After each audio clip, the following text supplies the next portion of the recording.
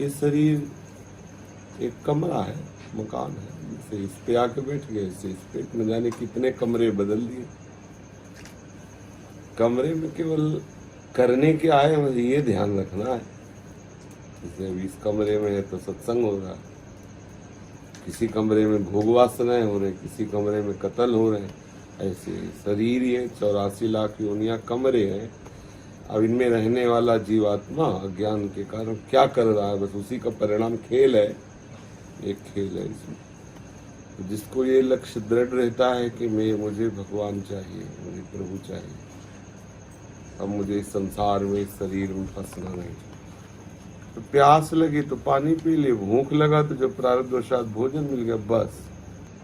आप आज से ही असंगता का जो आपका स्वरूप है उसका बार बार स्मरण करें, चिंतन करें। जब आपके अंदर कोई विकार अंतःकरण में आ रहे हैं तब आप देखने वाले हैं। आप खुद ही कह रहे कि आज मेरे मन में अशांति है, आज मुझे भूख लगी, आज मेरे शरीर में दर्द है, आज ये, तो आप उसके दृष्टा हुए। जो आप दृष्टा हैं तो फिर आप में विकार कहाँ है।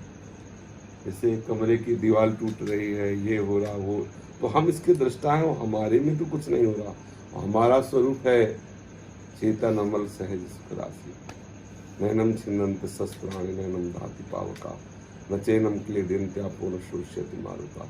हम अपने स्वरूप में ना रहने के कारण, शरीर संसार को अपना स्वरूप मानने के कारण हमारी दुर्दशा हो रही। हमारा लक्ष्य दृढ़ हो, हम शरीर से असंग रहें। तो 3 शरीर हैं, स्थूल शरीर ये जो पंचभूतों द्वारा रचित है, क्षिति जल पावक गगन समीरा, और सूक्ष्म शरीर 5 ज्ञानेंद्रियां, 5 कर्मेंद्रियां, 5 प्राण, मन बुद्धि चित्त अहम, ये सब सूक्ष्म शरीर। सतोगुण रजोगुण तमोगुण से मिश्रित जो स्वभाव है, कारण शरीर है। तो स्थूल सूक्ष्म और कारण, इन तीनों शरीरों को जानने वाले हम हैं, न कि हम हैं। जब हम जानने वाले हैं तो इनमें जो भी चेष्टाएं हो रही हैं उनको भी हम जानते हैं। उन चेष्टाओं को हमें ये देखना है कि इनमें से कौन सी हमारे मार्ग की चेष्टा है और कौन से कुमार्ग की चेष्टा है। इसके लिए शास्त्र, गुरुजन, संतजन प्रमाण। तो जो शास्त्र विमुख असत क्रियाएं हैं हम उनको नहीं करने देते। हम नहीं करते नहीं, हम उनको नहीं करने देते।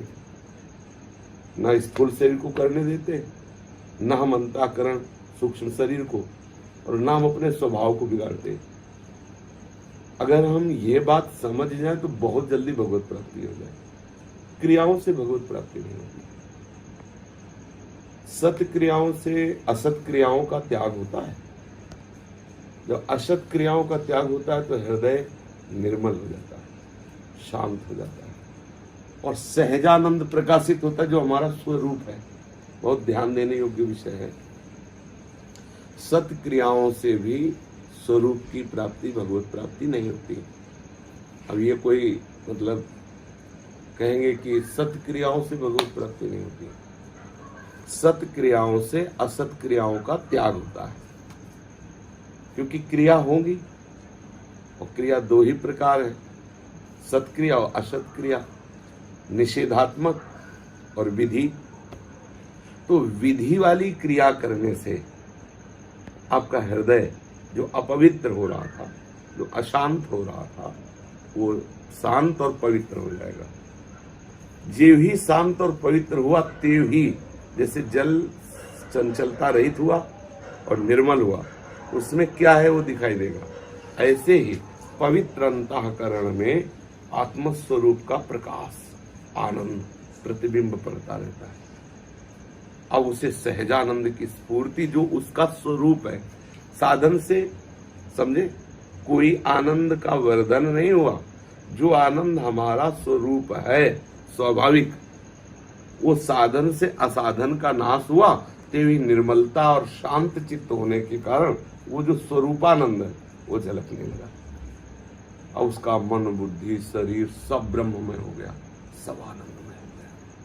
इतनी खास बात समझ ली। यदि स्थूल शरीर और सूक्ष्म शरीर और कारण शरीर से